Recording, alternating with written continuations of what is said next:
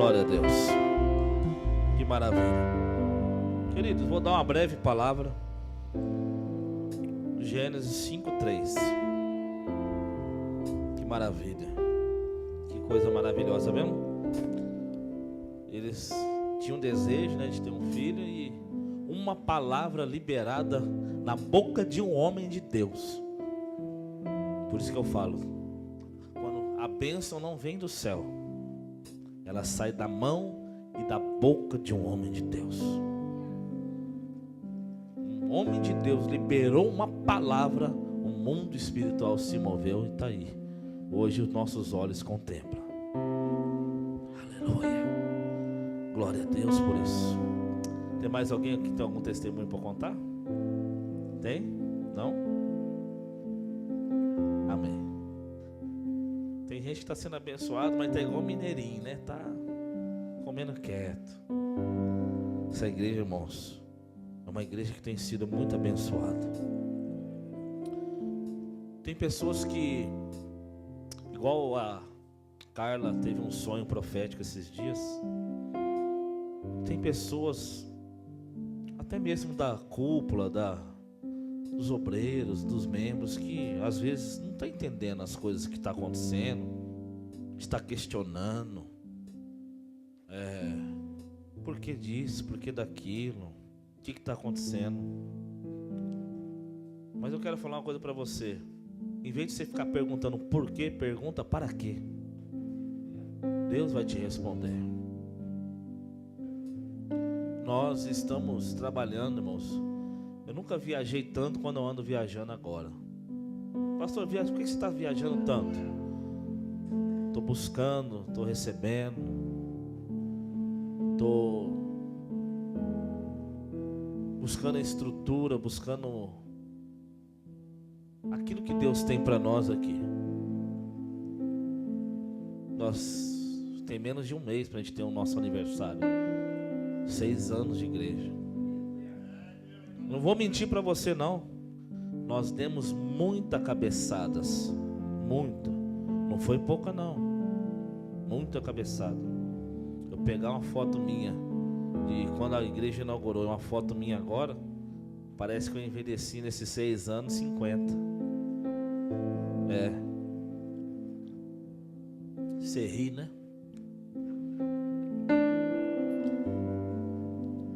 Esse dia, já vou ler o texto. Esse dia eu estava conversando com a minha esposa à noite, antes de dormir, a gente fazendo um retrospecto, pensando que como é difícil, é prazeroso, tem muita coisa. E ontem eu vi o pastor Walter falando, um homem de Deus. Ele falou que fizeram uma pesquisa mundial, Alex. E as 2 profissões mais difíceis do mundo. A primeira, quem gostaria de saber? A primeira profissão, ser presidente dos Estados Unidos da América. Pergunta segunda, pastor. Amém? Pastor, estou falando pastor de verdade, não estou falando fanfarrão aí não. Amém? Estou falando de pastor. As 2 mais difíceis. Olha, que para com ser presidente dos Estados Unidos da América. Meu Deus, fala misericórdia. Por isso que tem que ter um chamado. Pastor, você sabia que o mundo odeia pastor? Quando José vai receber os seus irmãos e vai inserir eles ali no Egito, José chama os irmãos dele e fala assim, não fala para Faraó que vocês eram pastor, porque aqui no Egito pastor é abominação. O Egito simboliza o quê? O mundo. O mundo odeia pastor. O mundo odeia pastor. O primeiro assassinato no mundo, quem morreu? Um pastor primiciante. Quem foi o primeiro homem homem assassinado na terra. Primeiro homicídio. Quem morreu? Um pastor primiciante. Quem que era? Abel, pastor de ovelhas. Estava primiciando. Foi abençoado. O irmão dele ficou com inveja. Fez o quê? Matou ele. Fala, misericórdia. Eu não estou falando isso para você ter condolência ou piedade, não. Eu estou falando isso para você entender. E para você valorizar. Eu ouvi uma frase do meu pastor. E ele fala assim. Quase todas as reuniões que eu vou, que eu encontro ele, ele fala assim: quando você acha um homem de Deus na terra, quando você acha um homem de Deus na terra, você achou um tesouro. E é verdade. Pergunta para mim por quê? Porque depois que eu tenho mais de 20 anos de ministério, só de crente eu tenho 31 anos de crente. Depois que eu achei o meu pastor, nessa caminhada, a minha vida ministerial mudou, algo mudou dentro de mim.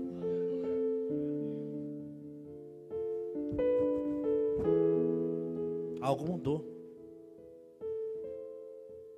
Então, Deus instituiu homens na terra. E o apóstolo Paulo fala, é 2 Coríntios 4, filho? 2 Coríntios 4, coloca no telão para mim, por favor. Já mudou tudo, esquece isso aí que eu faço, esquece. Mudou tudo. Vamos lá, 2 Coríntios capítulo 4.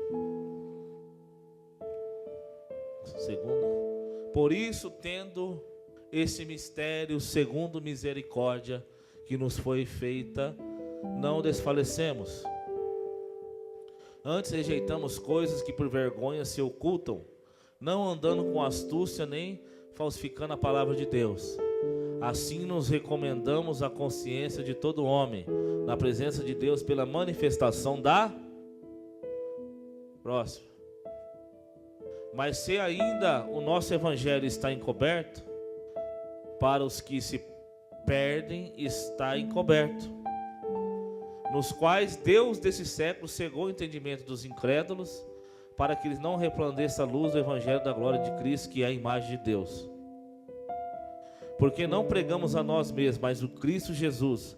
Nós mesmos somos servos por amor de Jesus. Porque Deus disse que nas trevas resplandecesse a luz, e quem resplandeceu o nosso coração para iluminação do conhecimento da glória de Deus e da face de Jesus Cristo. Olha só, esse é o versículo. Temos, porém, este tesouro colocado em vasos de barro, para que a excelência do poder seja de Deus e não de nós. Então Deus pega vasos de barro. Um vaso de barro é frágil, um vaso de barro não é algo tão significativo. Mas Deus pega e deposita ali um tesouro dentro desse vaso de barro. Para que quê? Porque se você pegar um vaso de barro e dentro dele tiver o que? Tesouro, ouro, prata, o que vai ter valor para você? O barro ou o tesouro? Aonde vai estar a glória ali? No barro ou no tesouro? Não, fala com fé. No barro ou no tesouro?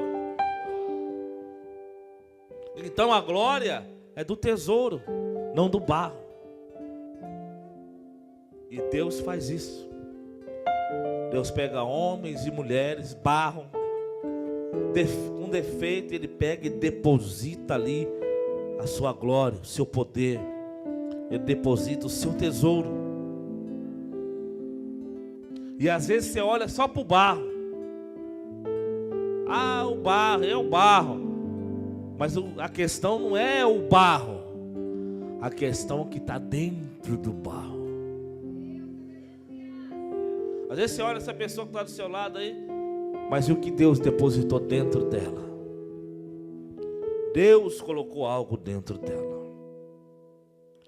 Então nessa noite, eu quero falar para você, é ceia ministerial de filhos. Eu quero falar sobre filhos de verdade. Nós temos falado sobre filhos que nós somos uma casa de paternidade. E existe 5 esferas, irmãos, numa igreja de relacionamento. Fala assim, qual, pastor? Dentro de toda a igreja tem 5 tipos de gente. Quantos? Quem quer saber os 5 tipos de gente que tem dentro da igreja? Isso eu estou falando, não estou falando aqui, estou falando no âmbito geral. Tem 5 tipos de gente. Primeiro tipo, lobo. O que o lobo faz? Ele mata a ovelha. É aquela pessoa, ele não traz ninguém na igreja. Ninguém vem na igreja por causa dele, mas sai por causa dele. Já saiu 3, 4, 5 pessoas por causa dele, mas ele nunca trouxe uma alma para a igreja. Fala, isso é lobo. É aquela pessoa que aquilo que ele fala, ele mata. Ele mata a pessoa. Matador de alma, matador de ovelha. E o lobo, ele tem que ser o quê? Identificado e tem que ser cortado. Por quê? Porque quem poupa lobo, sacrifica ovelha. Quem está me entendendo, diga amém. Então toda ovelha, toda igreja tem um lobo. Nunca trouxe ninguém, nunca, mas mata. A língua, aquilo que ele fala é desanimador. Às vezes já solta na porta da igreja, no caminho da igreja, aquela pessoa que está com ele. Sempre está criticando, sempre está falando. Esse é o primeiro tipo de gente, é o lobo. Quem quer saber o outro tipo? Multidão. Repete comigo. Então tem um lobo e tem o que? A multidão. A multidão é aquela que ficava atrás de Jesus, Alex. Atrás dos milagres, atrás dos milagres da multiplicação de pães, atrás de Jesus ali, para Jesus matar a fome delas. A multidão. Então a multidão é aquela do movimento, sabe?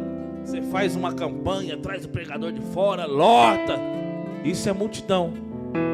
E a multidão é uma bênção, a multidão não é ruim. É gostoso ter a multidão. Quem está me entendendo, diga amém. É bênção. E toda igreja tem a multidão. E depois tem outro nível de relacionamento. Qual que é? Lobo, multidão. Agora tem o que? As ovelhas. Pastor, o que são as ovelhas? São aqueles crentes que estão fiéis à igreja, aqueles que dão lã e leite, aqueles que vêm no culto, não perde culto, acaba o culto, ele vai embora. São ovelhas que precisam de cuidado. Eles dão lã e leite. São ofertantes, são dizimistas, são primiciantes. Essas são ovelhas. E ovelhas também é bênção, sim ou não? Depois de lobo, multidão e ovelha, tem um quarto. Pergunta para mim, pastor, qual é o quarto? O quarto é os discípulos. Os discípulos já é outro nível. Ele já está mais junto. Ele quer aprender. Ele quer desenvolver. Ele quer acompanhar. O discípulo, se tem um seminário ele vem. Se tem um curso ele vem. Ele quer ser discipulado, ele quer aprender. É aquela pessoa que tem sede de aprender. É aquela pessoa que ele vem, eu quero aprender, pastor, me ensina, me ensina. Esse é o discípulo. O discípulo. Então tem, fala lobo, multidão, ovelha, discípulo, e agora tem um último, pergunta qual? Filhos. Filhos. Filho já é diferente. Filho é aquele que está junto. Aquele que abraça, que veste a camisa da igreja. Que defende a visão. Ele entendeu a visão. Ele entendeu o propósito. Ele é um cumpridor dos princípios. Ele quer ver a igreja crescer. Ele não aceita nada que fale da igreja, das pessoas. E o filho que defende o pai não aceita falar. Quem é filho aqui que aceita falar mal do seu pai? Tem aqui? Hã? Às vezes mesmo que teu pai esteja errado, quem aqui gosta que fala mal do seu pai? Por que você não gosta? Por que você não aceita? Porque você é filho. Então existem 5 níveis de relacionamento dentro de uma igreja: lobo, multidão, ovelha, discípulos e filhos. Pastor, isso é bíblico? É. Jesus tinha isso? Tinha. Jesus tinha a multidão que seguia ele. Jesus tinha ali os 70 discípulos. Tinha ou não tinha? Tá ou não tá na Bíblia? Quem já viu ali a missão dos 70, né, dos discípulos? Aí depois daquele lá ele tinha os 12. Ele não tinha os 12? Tinha os 12. No meio dos 12 ali não tinha um lobo? Tinha? Tinha ou não tinha? Quem que era? Judas. Daqueles 12, ele tinha o quê? 3. Quando ele sobe no monte da transfiguração, quem que sobe com ele? Pedro, Tiago e João. Então, olha para você ver como também fala, Jesus também tinha níveis de relacionamento. A igreja também tem níveis de relacionamento. E desses 3 tinha um único, chamado João, que a Bíblia, o texto fala explicitamente, era o único que colocava, que reclinava o seu rosto no peito de Jesus e ouvia as batidas do coração de Jesus. Nenhum outro discípulo reclinava-se sobre o peito de Jesus. Então Jesus tinha um discípulo que conhecia o coração dele. Jesus compartilhava o coração dele. Quem está me entendendo, diga amém. Então nessa noite, você que está aqui, você que já congrega aqui, você que está há alguns anos aqui, você que está vindo pela primeira vez, e quem sabe não está conseguindo entender de uma forma clara o que eu estou dizendo, eu estou falando sobre níveis de relacionamento. Nós somos uma comunidade, nós somos uma igreja, e você precisa identificar qual o nível de relacionamento que você está. Se está bom para você ou se você precisa avançar. A única coisa que eu peço para você é que, se você for lobo, por favor, nunca mais volte aqui. Porque lobo não tem como pastorear lobo. Lobo não aceita correção. Lobo não aceita que chama atenção. Lobo confronta tudo. Lobo quer matar. Lobo mostra os dentes. Mesmo que ele se veste de ovelha, ele mostra os dentes uma hora. Amém, irmão? Então lobo não tem como pastorear. Fala, lobo não se pastoreia. Então o que tem que fazer com o lobo? Adiós. mas multidão, ovelha, discípulos e filho. Você tem que ver o que você é.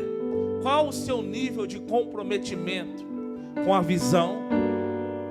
Qual o seu nível de cumprimento com um propósito? Deixa eu falar uma coisa para você. Olha aqui para mim. Quando Deus chamou Moisés, todo mundo sabe a história de Moisés aqui, né? Qual que era a missão que Deus falou para Moisés? Olha aqui para mim. Moisés, vou falar aqui de uma forma já bem clara para você ouvir. Moisés, vou levantar você como libertador do seu povo. Você vai libertar o povo dos egípcios. Foi essa a missão? Foi esse o propósito? Sim ou não? Você está aqui, ó. Pega a tua mão, fala, eu estou. Aleluia. Quem está me entendendo aqui, diga amém. Então fica de pé, você está com a guitarra. Fica de pé, Luiz. Tem que ser homem, fica de pé aí. Então Deus pega Moisés. Vem aqui, filho. Está aqui Moisés. Não sei se Moisés tinha cabelo naquela época.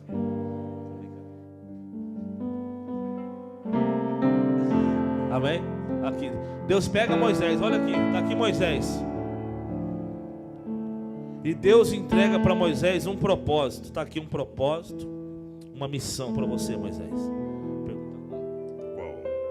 Você vai tirar o povo do Egito. Essa é a tua missão.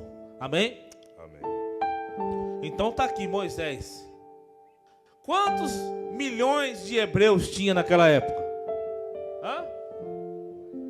Tinha de 2 a 3 milhões de hebreus. Quanto? Quanto? Milhões de pessoas. De 2 a 3 milhões. É como de pessoas que Moisés tinha. E o propósito que Deus entregou para Moisés era sobre esses milhões de... Era sobre esses milhões de... Amém. Agora imagine só, Deus não falou com Moisés? Falou ou não falou? Agora imagine só, olhe para mim. Se Deus tivesse que aparecer a um por um, ó, né? Eu entreguei um propósito para Moisés, tá? Você tem que ouvir ele, tá bom? Ó, Deus tivesse que aparecer para 3 milhões de pessoas explicando o propósito que deu para Moisés. Deus fez isso? Deus fez isso? Não. Deus entregou para Moisés e falou: Moisés, você vai anunciar e vai falar para o povo, e o povo vai ter que entender, e aqueles que entender vai entrar debaixo desse propósito, ou seja, um subpropósito. Você sabe qual que é o problema? Pergunta qual? Todo mundo fala que tem propósito, e às vezes você tem um subpropósito. Amém? Você entendeu? Vou repetir. Todo mundo acha, pastor, eu tenho um propósito, eu tenho um propósito. Às vezes Deus não te deu um propósito. Deus te deu alguém que tem um propósito. Olha aqui para mim. Deus te deu um Moisés que tem um propósito, e Deus fala para você: entra debaixo desse propósito. Agora ficou claro, sim ou não? Ficou claro? Então, Deus fala para você, ó: Hebreus, povo de Israel, oi, tá ali Moisés. O propósito, a missão está com ele. E o que você tem que fazer? Entra debaixo desse propósito. Deus abençoe, Luiz. E qual que é o propósito? Sair do Egito. Era tão forte isso que quando o povo saiu do Egito e estava caminhando pelo deserto, olha aqui para mim, Deus não mandou uma nuvem para seguir o povo e guiar o povo? Mandou ou não mandou? Deus à noite não mandava uma coluna de fogo para guiar o povo? Sim ou não? Só que a nuvem de fogo e a coluna de fogo que estava ali e guiava ali, estava por causa de Moisés. Se de repente alguém falasse ali: não vou mais seguir aqui não, eu vou seguir, Moisés está indo para lá, eu vou seguir para cá, a nuvem não ia vir não. a nuvem não vinha. Teve um povo lá que chamava Datã, Coré e Abirão.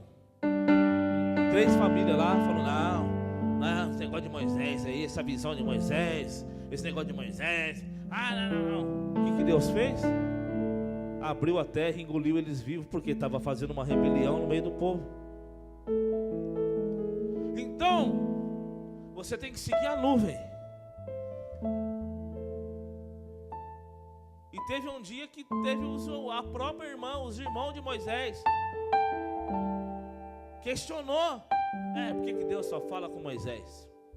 Deus só fala com Moisés. Deus fala comigo também. Deus fala comigo também. Que negócio. E ainda mais Moisés casou lá com uma africana, que não podia casar com pessoa de outra nação. Casou com uma africana, não. Está errado, já cometeu um erro que não era para. Deus fala comigo também. Aí o que Deus fez? Deus manda chamar Arão e Deus manda chamar Miriam, porque eles estavam questionando Moisés. Mesmo que Moisés estava errado, hein? Fala, Moisés estava errado. Ele casou com uma cuxita, se não me falha a memória. É isso? Era de outra, não podia. Aí o que aconteceu? Pergunta: o que aconteceu, pastor? Deus mandou chamar Arão e Miriam. E o que Deus falou? Deixa eu falar uma coisinha para vocês.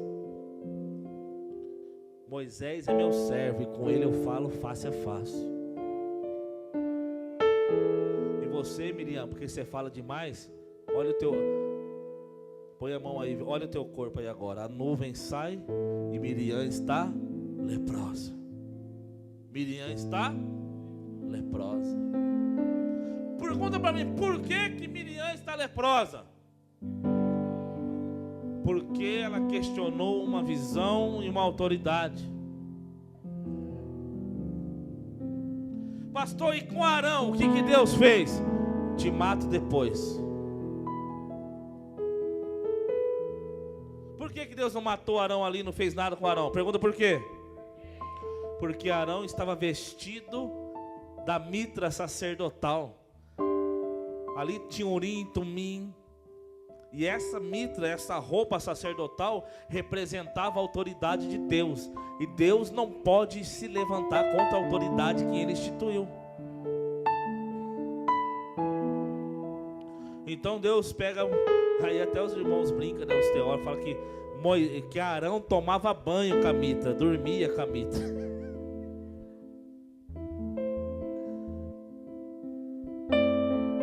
Aí um dia Deus fala para Moisés: Moisés, você vai subir para o monte, chama Eleazar, o filho do seu sobrinho, chama Arão e tira a mitra dele, tira a roupa dele, tira a roupa sacerdotal. Por quê? Porque Arão vai subir e eu vou matá-lo.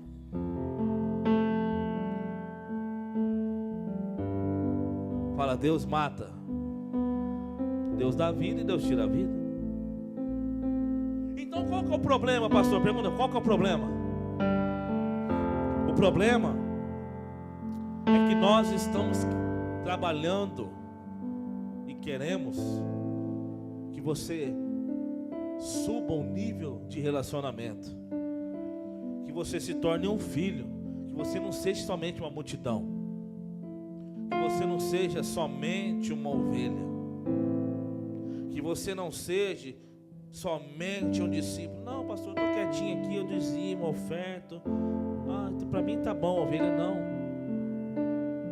Deus quer te chamar num outro nível. Qual nível, pastor? Filho. Pergunta para mim, por que Deus quer que eu seja filho? Por quê? Porque só filho tem herança.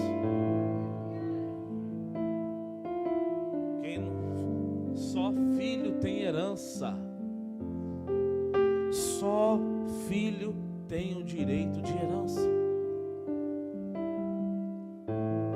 Então como que você vai receber uma herança? que você vai fazer parte, como você vai ser um partícipe de tudo que Deus está entregando para nós. Se ainda você não quer se tornar um filho,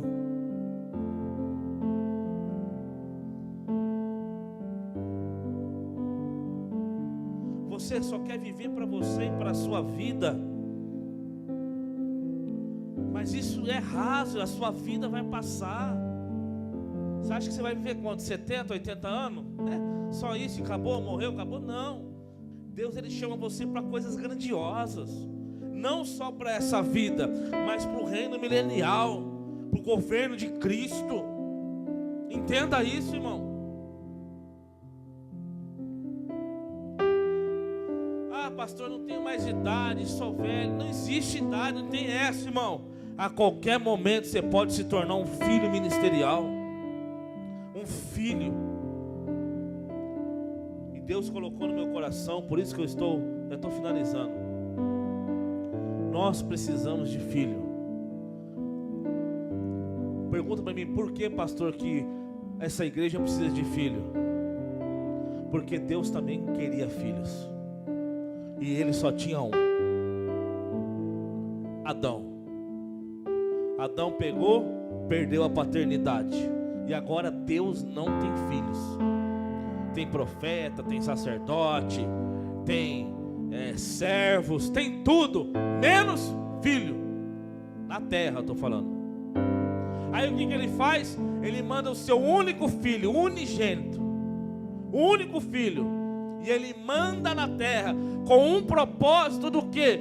Desse único filho restaurar a paternidade dele, restaurar a filiação e restaurar mais filhos. Então, se o próprio Deus se preocupou em ter mais filhos, você acha que uma igreja não precisa se preocupar? Aí Jesus veio como único, morre como único e ressuscita como primogênito. O que é isso, pastor? Ele morre como único e ressuscita como primeiro de muitos, porque agora Ele trouxe para adoção, aleluia, e nós fomos enxertados, nós fomos adotados, nós recebemos a paternidade de Deus, nós podemos ser chamados filhos de Deus.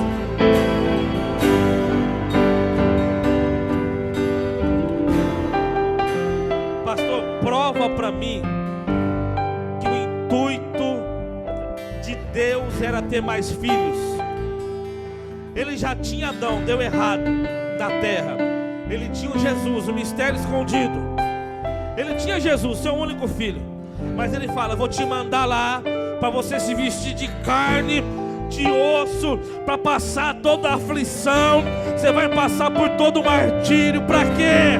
Para que a semente caindo no chão, ela vai morrer, mas ela vai dar muitos, muitos, muitos, muitos filhos.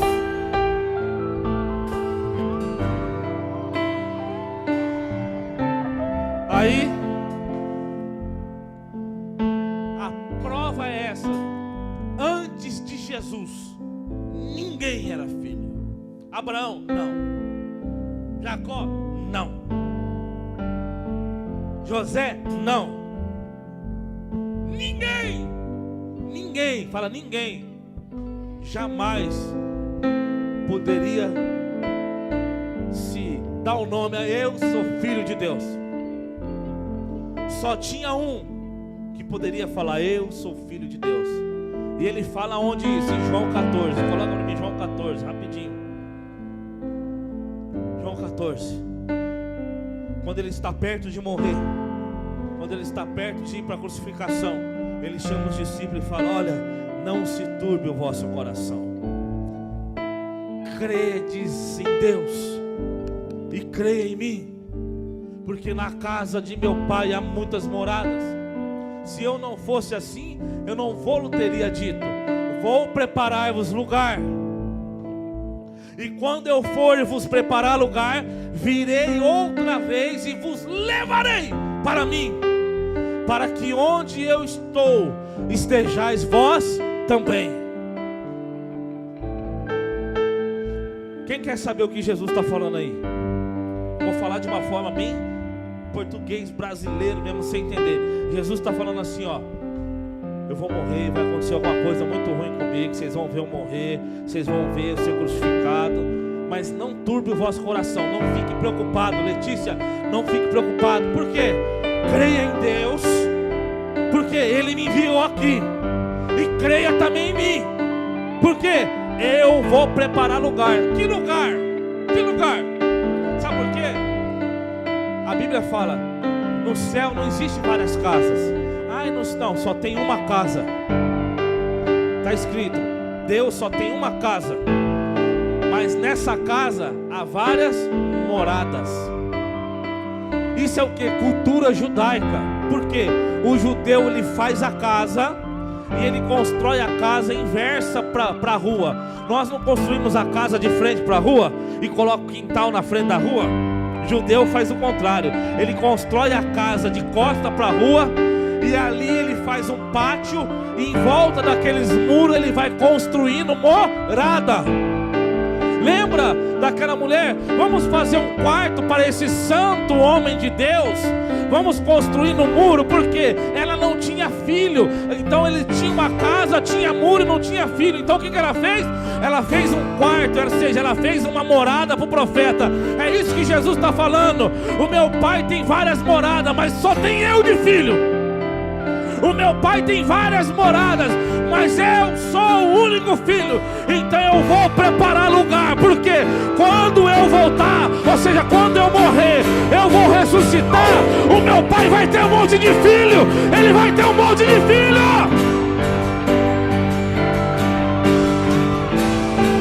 E ele é balabassuri calabadarácia, charabada calamanduri, ele é balabas.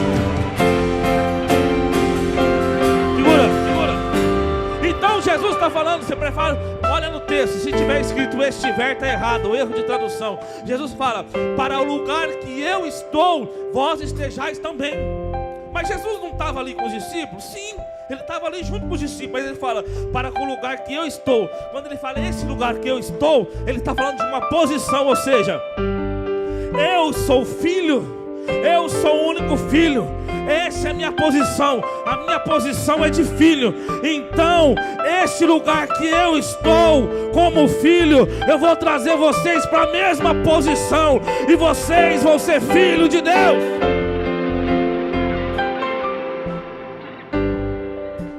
Então Jesus está falando, não está falando ali, está falando de posição. Ou seja, eu sou filho e vou fazer vocês ser filho. Agora, depois que Jesus ressuscita, eu encerro aqui. Ele ressuscita. Os discípulos, multidão, lobos, ovelhas, eu sou o bom pastor. Discípulos, apóstolos. Mas nunca Jesus chamou ninguém de irmão. Mas quando ele ressuscita, Mateus 28, capítulo 10.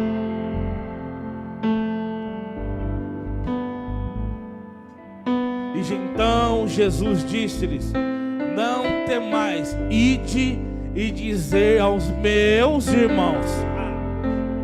Você não entendeu?